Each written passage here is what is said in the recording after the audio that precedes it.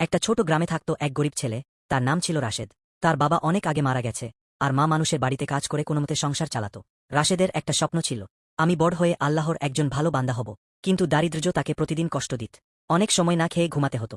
একদিন ঈদের আগে গ্রামের সবাই নতুন জামা কিনল, কিন্তু রাশেদের কাছে কিছুই নেই। রাতে সে আকাশের দিকে তাকিয়ে কাঁদতে কাঁদতে বলল, হে আল্লাহ, আমার কাছে কিছু নেই, কিন্তু তুমি তো সব পারো, আমাকে একটু খুশি দাও।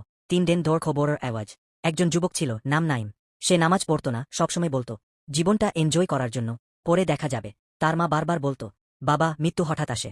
কিন্তু সে শুনত না। হঠাৎ ঘটনা। একদিন রাতে বন্ধুর সাথে ঘুরে বাড়ি ফেরার সময় হঠাৎ অ্যাক্সিডেন্ট। সেখানেই তার মৃত্যু। পুরো পরিবার ভেঙে পড়ল। দাফনের পর প্রথম রাত। রাত গভীর, চারদিক নির্মুন।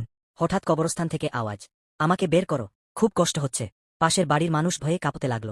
দ্বিতীয় দিন, আওয়াজ আরও জোরে, আমি ভুল করেছি, আমাকে আরেকটা সুযোগ দাও। গ্রামের মানুষ জড়ো হলো, কেউ কাছে যেতে সাহস পেল না। তৃতীয় দিন ডেমেখে।